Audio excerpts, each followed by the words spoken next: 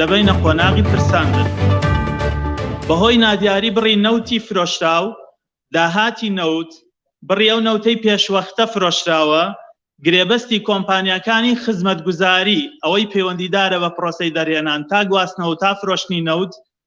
هەروەها قۆرخکاری لەو بەنزینەی وەزارەتی سامانە سروشتیەکان دەیداتە دوو کۆمپانیا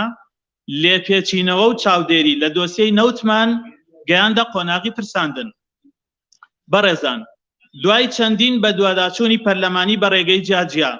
وەزارەتی سامانە سروشتیەکان ئامادە نەبوو هیچ داتاوزانیاریەک بۆ ئێمە و خەڵکی کوردستان لەسەر نەوت و داهاتەکەی ئاشکرا بکات. ئەمەش پێچەوانەی سەرجەم یاسابەرکارەکانە و هیچ وەزیرێک بۆی نییە لە هیچ بوارێکدا زانیاری ڕاستەقینە لە پەرلەمان و پەرلەمانتاران و هاوڵاتیان و دەستگاکانی چاودێری و دیوانی چاودێری دارایی بشارێتەوە. لە دۆخێکی لەم جۆرەشدا گومانی گەندەڵی گەورە دەکرێت لە کاتێکدا نەوت یەکێک لە سەرچاوە سەرەکیەکانی داهاتی هەرێمی کوردستانە و نرخەکەی لە سەرەتای ساڵی 2021ەوە بەردەوام بەرز بۆتەوە. بەڕێزان، پاڵپشت بە مادەکانی 69 هەفتە لە پەیڕەوی ناوخۆی پەرلەمانی کوردستان ڕۆژی 1/12/2021 بەواژۆی 24 ئەندام پەرلەمان دۆسیەیەکی پرساندنمان لەسەر بەڕێز وەزیری سامانە سروشتیەکان کردەوە. دەمانەوێت لەسەر کارەکانی خۆی و وەزارەتەکەی و ئەم سامانە گەورە و بە نرخەی خەڵکی کوردستان لێپرسینەوەی لەگەڵ بکەین. ئەگەر باوەڕمان بە وەڵامەکانیشی نەهێنا بە دڵنیاییەوە چینە قۆناغی دواتر کە وەرگرتنەوەی متمانەیە. خەڵکی کوردستان لە دۆخێکی سەختی ژیاندان، خزمەتگوزاریەکان لە زۆر بواردا لە ئاستێکی خراپدان، بێکاری بووەتە هەڕەشەیەکی جددی لەسەر ژیانی هاوڵاتیان بە شێوەیەکی گشتی و بەتایبەت گەنجان. بەڵام حکوومەت لە بواری شەفافیەت و لێپرسینەوە لە بواری داهاتەکانی ڕۆژ بە ڕۆژ بەرەو دوا دەگەڕێتەوە و هاوشێوەی حکوومەتە زۆر گەندەڵەکان خۆی نمایش دەکات. ئامادە نییە یاساکانی پەیوەندیدار بە شەفافیەت و بەرپرسیارەتی جێبەجێ بکات. ئەمەش کوردستانی خستووەتە دۆخێکەوە کە ئایندەی دیار نەبێت و ژیانی خەڵک ڕۆژ بە ڕۆژ سەختتر بێت. ئەو ئەندام پەرلەمانە بە ڕێزانەی کە واژۆیان کردووە و ژمارەیان 24 ئەندامە بەم جۆرە بەسەر فراکسیۆنەکانە دابەش بوون. هەموو فراکسیۆنی کۆمەڵ کە 7 ئەندامە واژۆیان خستۆتە سەر پرساندنەکە، 5 ئەندام لە فراکسیۆنی یەکگرتووی ئیسلامی واتە هەمویان، 4 ئەندام لە فراکسیۆنی نەوەی نوێ واتە هەمویان، 4 ئەندام لە فراکسیۆنی گۆڕان، 3 ئەندامی سربەخۆ، 1 ئەندامی فراکسیۆنی ئازادی. بەڕێزان، طبعاً وەزارەتی سامانە سروشتیەکان یەکێک لە وەزارەتە گرنگەکانە بۆ لەبەرەوەی سەرۆکاری لەگەڵ یەکێک لە داهات و سامانە زۆر گەورە و بە نرخەکان هەیە کە بابەتی نەوتە. ئێمە پێمان وایە نەوت مڵکی حیزبێک نییە، مڵکی کەسێک نییە، مڵکی وەزارەتێک نییە، مڵکی کابینەیەک نییە دەستی بەسەرا بگرێ و بەنهێنی هەموو دۆسیەکانی بەڕێوەبەرێ. ئەمەی ئێمە ئیڵێن لە ئەنجامی بەدواداچوونی چڕ و پڕە. ئێمە 11 مانگ دەرفەتماندا بەڕێز وەزیری سامانە سروشتیەکان کە لە 6/1/2021 سوێندی یاسایی خوارد و دەست بەکار بوو تاوەکو زانیاری پێویست بە ئێمە و بە خەڵکی کوردستان بدا. بەڵام بەداخەوە سیاسەتی ئەم وەزیرە بەڕێزەش وەک سیاسەتی هەمان وەزیرەکانی پێشوو هەر شاردنەوە و هەر پێنەدانی زانیاری و هەر جێبەجێنەکردنی یاساکان بوو. بۆیە ئەو 5 تەوەرە سەرەکیەی پرساندنی بۆکەین بریتین لەمانە. یەکەم نادیاری بڕ و ژمارەی فرۆشتنی نەوت لە سەرەتای ساڵی 2021ەوە و پێنەدانی زانیاری بە پەرلەمانتاران و هاوڵاتیان لەم بارەوە. یەک کەس لە کوردستانە نییە بزانێ لە سەرەتای ساڵی 2021ەوە حکوومەت چەند بەرمیل نەوتی فرۆشتووە، بە چەندی فرۆشتووە، بە کێی فرۆشتووە. خاڵی دووەم، نادیاری و ئاشکرانەکردنی داهاتی نەوت لەگەڵ زیادبوونی داهاتەکەی بە بەردەوامی لە سەرەتای ساڵی 2021ەوە. خاڵی سێیەم، نادیاری و ئاشکرانەکردنی بڕی ئەو نەوتەی کە پێشوەختە فرۆشراوە بە کۆمپانیاکان و نادیاری بڕی ئەو پارەیەی لە بڕی فرۆشتنی نەوتی پێشوەختە بە قەرز وەرگیراوە. بەداخەوە یەکێک لە دۆستیەکانە کە وەزارەتی سامانە سروشتیەکان بەنهێنی هێشتێتەوە و حکوومەت و وەزارەتی سامانە سروشتیەکان هیچ زانیاریەک بە خەڵکی کوردستان نادا، بە پەرلەمانتاران نادا، بە دیوانی چاودێری دارایی نادا. بڕێک نەوتیان داوە بە کۆمپانیاکان پێشوەختە پارەکەیان وەرگرتووە بڕی پارەکە چەنە لە چ کۆمپانیایەکە بە چه میکانیزمێکە بە چه سیستەمێکە بە چه گرێبەستێکە هیچ لەمانە دیار نییە. خاڵی چوارەم وەزارەتی سامانە سروشتیەکان بڕێک نەوت ڕۆژانە ئەپاڵێوێ بەرهەمی بەنزینی لێ بەرهەمەیەنێ ئەو بڕە بە چ گرێبەستێک بۆچی تەنها بە دوو کۆمپانیا بۆچی تەنها بەو جۆرە بە قۆرەخکاری هیچ یەکێک لەمانە دیار نییە. وەزارەتی سامانە سروشتیەکان هیچ زانیاری ڕوونکردنەوەیەک بە خەڵکی کوردستان و بە ئێمە نادا. خاڵی پێنجام ژمارەیەک کۆمپانیا خزمەتگوزاری جۆرا و جۆر لە بواری نەوت تا پێشکەشەکان بە کۆمپانیاکە سەرەکیەکانی کە ئەوانەی بەشدارن لە دەرهێنانی نەوت وەکو لە بواری خواردن لە بواری گواستنەوە لە بواری سکیوریتی و پاراستنی کۆمپانیاکان ئەمانە گرێبەستی وەزارەتی سامانە سروشتیەکان مەفروض وایە وێنەی ئەم گرێبەستانە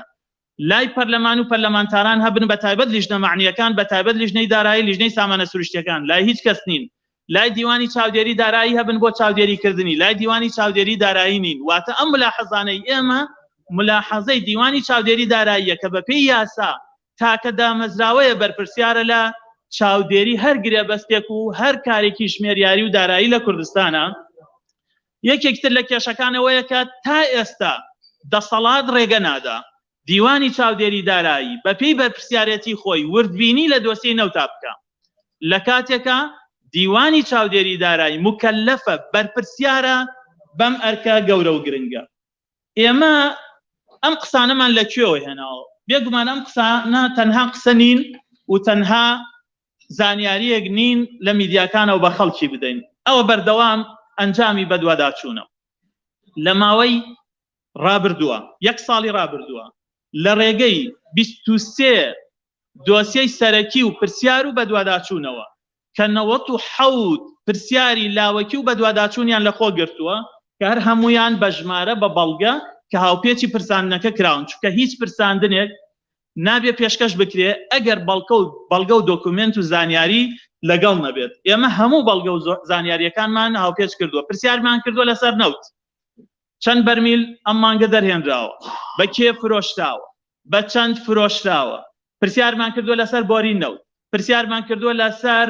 بەدواداچوونمان کردووە لەسەر ئەو پارەیەی نەوت کە ئەگەڕێتەوە کامە میکانیزمەکەی چێ لێ قازانجەکە بۆ ئەدرێ بۆ بانکە و بۆ نادرێ بۆ بانکەی تر ئەم دۆکیومنتانە بۆ ناخرێتە بەردەست پەرلەمانتاران کە نوێنەراتی خەڵکی کوردستانەکەن بۆ ناخرێتە بەردەست دیوانی چاودێری دارایی بۆی وردبینی بکەن چونکە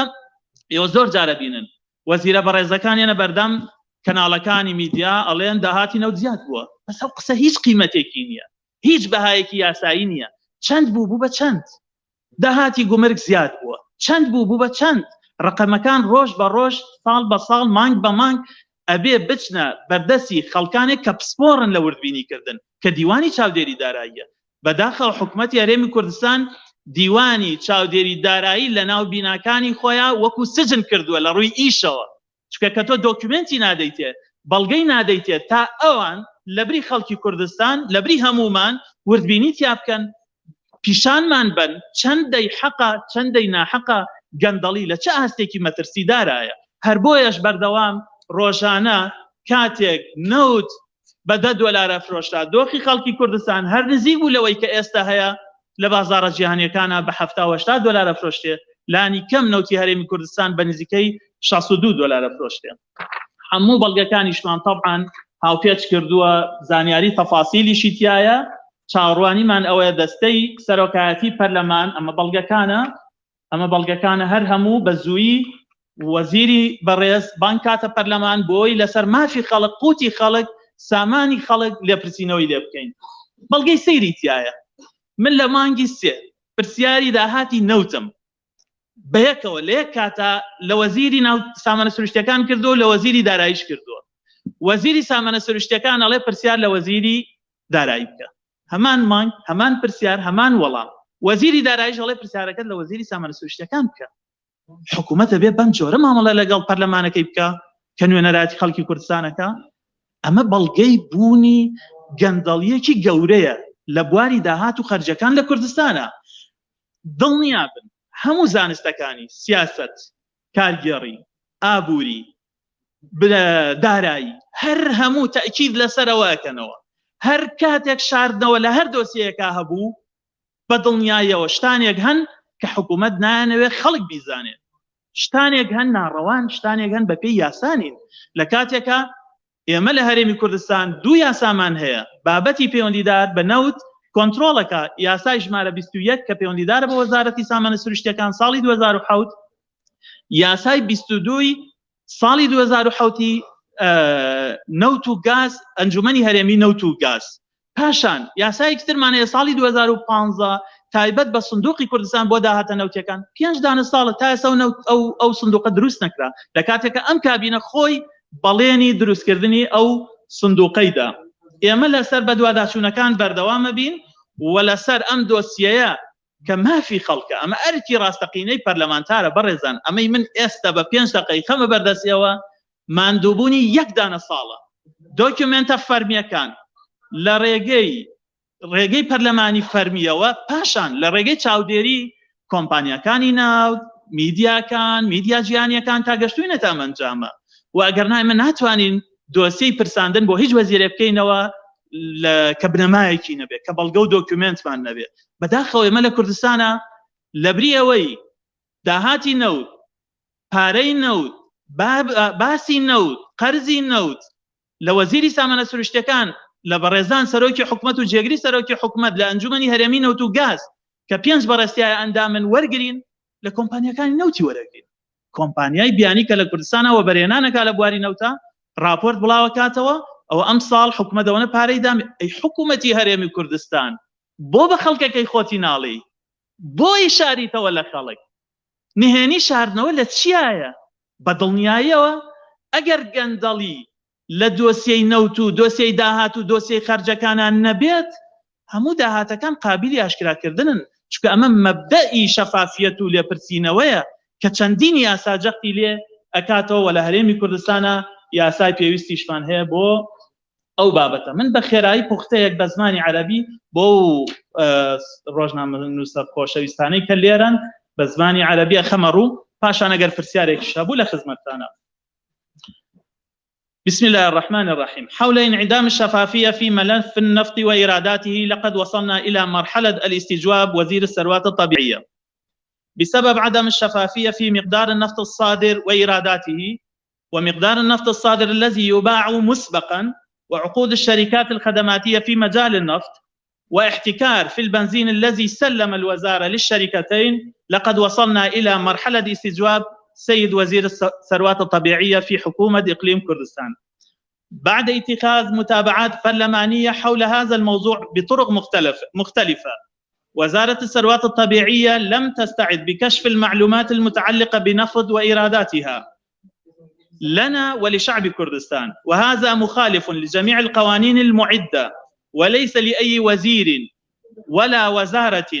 أي أن تكملوا المعلومات الحقيقية لبرلمان كردستان ونوابه والمواطنين وخاصة في هذه الظروف التي يشم رائحة الفساد في جميع المجال علما أن النفط أحد المصادر الرئيسية لإيرادات إقليم كردستان وسعره في بداية سنة 2021 قد ارتفعت إلى أعلى مستوياته استنادا إلى أحكام مادة 98 70 من قانون منهج الداخلي لبرلمان كردستان يوم 1/12 كانون الثاني بتوقيع 24 نائبا أجرينا فتح ملف استجواب السيد وزير الثروات الطبيعية ونريد من هذا الاستجواب أن يكشف لنا حقيقة عمله في الوزارة وعدم شفافية معلومات حول النفط كثروة عظيمة وإذا لم نقنع بأجوبته نطلب من رئاسة البرلمان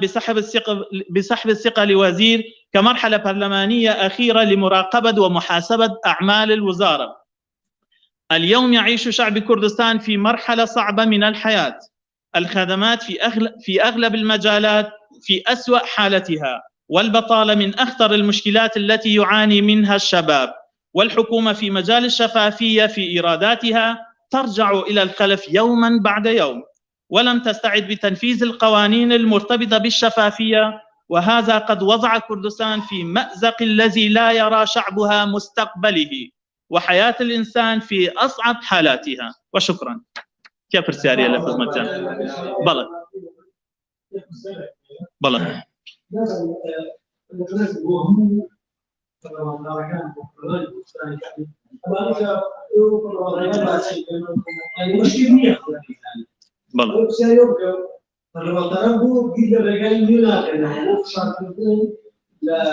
وزير لمدير عام يعني ما زال يعني حتى إذا لم يسرعين كان شامل يوشوا يعني يوجد ديما ناخذ البرلمان الله الله أمني کارتی فشاری پەرلەمانتار وەسیلە پەرلەمانیەکانە پەرلەمانتار مکەلەفە بە ئەرکەکانی لە چوارچێوەی پەیڕەوی ناوکۆی پەرلەمانە کە پرسیار و بەدواداچوونە یاداشتە و پاشان پرساندنە پاشان وەرگرتنەوەی متمانەیە ئەگەر بینیتان ئێمە لەم پرساندنە فراکسیۆنەکانی پارتی دیموکرات یەکێتی نیشتیمانی پێک هاتە بە ڕێزەکان هیچیان واژە نەخستۆتە سەر ئەم پرساندنە بە دڵنیاییەوە کاتێگەینە وەرگرتنەوەی مەرحەلەی وەرگرتنەوەی متمانە لە وەزیرێک یا کابینەیەک پێویستمان بە زۆرینە هەیە بەرپرسیارەتی ئەکەوێتە سەر ئەو زۆرینەی لە پەرلەمانە هەیە پەرلەمانێک کە ناتوانێت لە ئاستی بەرپرسیارەتی خەڵکی کوردستان بێت ئەوە دوجار بەرپرسیارەتیەکە لە ئەستۆی منی خودی پەرلەمانتار و تەنها فراکسیۆنێک دەرەچێ یا دوو فراکسیۆن دەرەچێ کێشەکە ڕوبەڕووی هەموو خەڵکی کوردستانە بێتەوە لە کاتی هەڵبژاردنەکانە خەڵکی ئەرکی لەسرە بچێت دەنگ بدا بۆی ئەوانەی کە بەرپرسیانن لەم دۆخە دیسان نبنەوە زۆرینە و دیسان هەمان دۆخ بەردەوام بێ ئەم سیستەمە ئەم شێوازی حکومڕانیە بگۆڕن بەرپرسیارەتی لە دوای ئەمە لە ئەستۆی دادگاکانە یعنی ئەوە هەر پەرلەمانتار نییە کە بەرپرسیارەتیەکە ڕوبەڕووی ئەبێتەوە دادگا بێت کاتێک دۆسیەکی گەندەڵی دۆسیەکی خراپ بەکارهێنان دۆسیەکی لەم جۆرەیەچێتە بەردەست ئەبێ ئیجرای خۆی بکات لەگەڵ ئەو بەرپرسانە مستەواکان هەرچی بێ بەداخەوە ئێوە بینن بارودۆخی هەرێمی کوردستان لە چ دۆخێکایە بەڵام ئێمەی پەرلەمانتار نابێت سارد ببینەوە ئەبێ بەردەوام بین چونکە ئەمە وەزیفەی ڕاستەقینەی پەرلەمانتارە بەڵێ کاکبان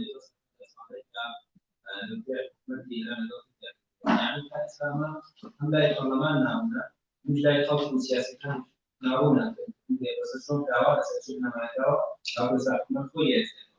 دولة برلمان كردستان شوية لا شفنا دولة سعودية بس سعودية كنتو سعودي برلمان دي دهاتي نو نعونا يعني وجه يعني أنت عادة أنا سعودي برلمان أرجاني أشجانية لا لو وين دهاتي نو نايو بلى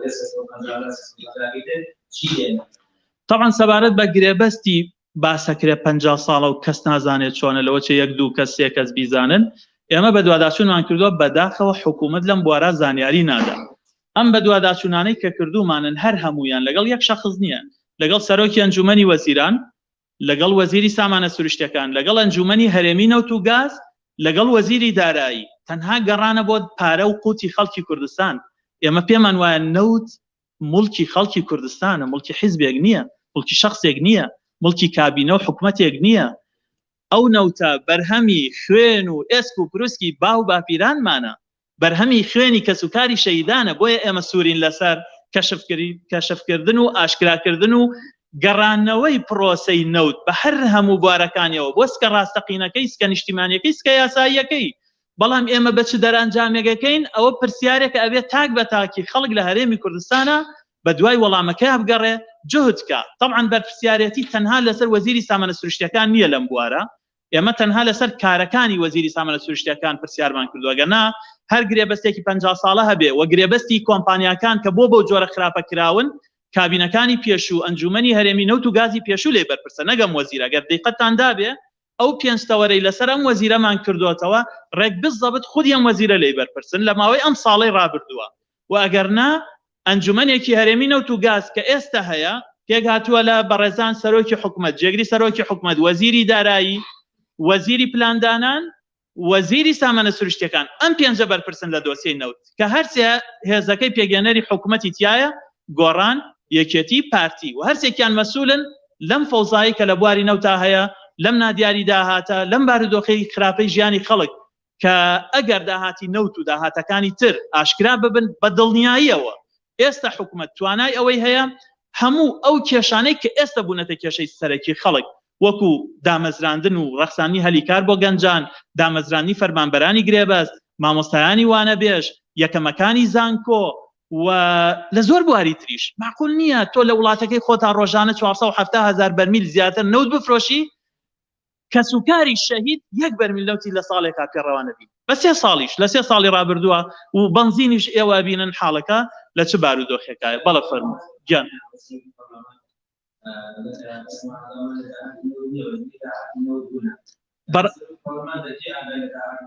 بەڕێز سەرۆکی پەرلەمان خۆی بەرپرسیارە لەوەی کە ئاگای لە چیە و ئاگای لە چی نییە، بەڵام لە ڕاستیە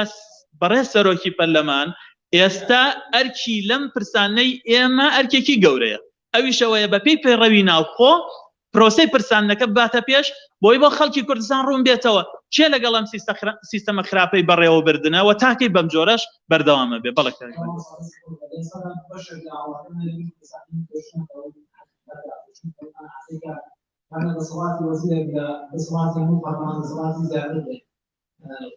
ئێستادا پێ وایە لە زانیاریان مشکلات بۆی گشتی ئەو زانیاریانەوە تاوانەکان پێ بدا پێ وایە پەرلەمان ئێستا بتوانێت بتوانێت بە وەزیرێکی کابینەتی کار چ کاتێک پەرلەمان ئەتوانێت متمانە لە حکوومەتێک وەربگرێتەوە بەڕاستی ئەو پرسیارێکی قورسە، پەیوەندی بە سیستەمی حکومڕانی هەیە، پەیوەندی بە وشیاری تاکەوە هەیە، یعنی لە هیچ وڵاتێکی دنیا نەبووە 4 ساڵ کاتێک پەرلەمانێک هەڵبژێری خەڵک بچێتەوە ماڵەوە دەستقاتە ژێرسەری و واز لە سیستەمی حکومڕانی بێنێت چۆن حکومڕانیەکە بابیکە، چۆن پارە و داهاتی ئەم وڵاتە تەسەڕوفیەوەکە بابیکە، داهاتی گومرگ چۆن دەست بەسەر ئاگرێ و ئەی دزێ بابیکە، قاچاقچێتی چۆن ئەکرێ بابیکە، هاوڵاتی وشیار بە شێوەیەکی مەدەنیانە شارستانیانە ئاشتیانە یەتە سەر شەقامەکان. ئێوە بینیتان بە فشاری گەنجانی دەرچوانی 12 ئامادەی حکوومەت ناچار بوو بە پلان و بەرنامەی خۆی بچێتەوە، بە فشاری تریش ئەکرێت هێندێ هەڵسوکەوتی خوار و خێکی دەسەڵات ڕاز بکرێتەوە و سەروەت و سامانی ئەم وڵاتە ئەگەر هەمووشی نەبێت بە ڕێژەیەکی باش بگەڕێتەوە بۆ خەزێنەی گشتی. یعنی ئەمە پرسیارێکە پەرلەمان بۆ ناتوانێت خۆ ئەوە ئێمە نین، خۆ فراکسیۆنی کۆمەڵ نییە، ئەوە فراکسیۆنی کۆمەڵ نییە، ئەوە فراکسیۆنی نەوەی نوێ نیە، ئەوە یەکگرتوونی ئەوە پۆسیۆن نییە، بەرپرسیارەتێکە لە ئەستۆی فراکسیۆنەکانی دەسەڵاتە کاکە بە ئێمە نا. با وەزیری سامانە سروشتیەکان جەنابی سەرۆکی حکوومەت و جێگرەکەی بە ئێمە زانیاری نەدەن، بە فراکسیۆنەکانی خۆیان بدەن، با بە خەڵکی کوردستانی بدەن. ئەگەر ئەوان پیان وایە حکوومەتی خەڵکە و نوێنەرایەتی خەڵکی کوردستان بکەن، یعنی کێشەکە لێرەیە. پەرلەمانتارێک بە حساب سوێندی خواردۆ نوێنەری خەڵک بێت، ئەی چۆن ڕازیە بێ بەم هەموو شاردنەوەی داهاتە، چۆن ڕازیە بێ بەم پۆخڵەواتە، چۆن ڕازیە بێ بەم گەندەڵیە، بۆ خەڵک چی ئەڵێ؟ مزایدەیە کا کاتێ بابەتی مزایدەیەتە پێشەوە لە کەناڵەکانەوە خۆ بینن چۆن مزایدەیەکەن. ئەمە ئیشی ڕاستەقینەی پەرلەمانتارە. بێت واژەی پرساندن بکە، چاودێری جددی وەزیرەکەی خۆی بکە، با وەزیری خۆی بێ، چکە 2000 پەرلەمانتارە. ئەگەر لە وڵاتان ئێوە بینیتان مەسەلەن ئەبینن نمونەی زۆر هەیە، تەنانەت ئەو فراکسیۆنانەی حکوومەتیشیان پێکدێناوە کاتێک بینن وەزیرەکان لەسەر ڕێگەیەکی خوارە، حکوومەتەکان لەسەر ڕێگەیەکی خوارە، ڕاستیەکەنەوە پەلکێشێکەنە پەرلەمان. بەڵە بەدڵنیایەوە بە 50 زائیدەن یەک ئەم کابینەوە هەر کابینەی کەژە نێریتەوە ماڵەوە. حکوومەت چۆن نەتوانێت بەردەوام بێ ئەگەر شەرعیەتی خەڵکی نەبێت؟ ئێمە بینین تا ئێستاش سیستەمی هەرێمی کوردستان بەم جۆرە حکوومەت دێتە پەرلەمان سوێن دەخوا لەوێ متمانە وەرەگرێ. ئەگەرم پەرلەمانە متمانی لێ وەرگێتەوە ئەو لەسەر چی بەردەوامە بێت؟ بە خەڵکی کوردستان ئەڵێ من نوێنەری کێم، من حکوومەتی هەڵبژێراوی کێم. بۆیە بەڕاستی ئەو پەرلەمانتارە بە ڕێزانەی کە هیچ ڕۆڵێک نابینن لە بواری چاودێری حکوومەت لە کاتێکە ئەمە دۆخی ژیانی خەڵکە، لە کاتێکا بینی گەنج لەسەر داواکردنی 6,000 بێڕێزی پێکرێ، ئیهانەی پێکرێ، ئەوە بەرپرسیارەتی بەر لە قیامەت لە بەردەم خەڵکا بەرپرسیارن. ئەبێ وەڵامی ئەم پرسیارە بدەنەوە کە بۆچی نوێنەرایەتی خەڵکی کوردستان ناکەن، بۆ ڕازگۆنین لەگەڵ پیشەکەیانە. لە دنیا ئاسانتر وەڵام بدرێتەوە، ئینسان دەرفەتی ئەوەی هەیە خۆی ڕاستکاتەوە، بەس لە قیامەت لە بەردەم خوایە هیچ پەرلەمانتارێک ناتوانێت دەربازی بێ لەو وەڵامە.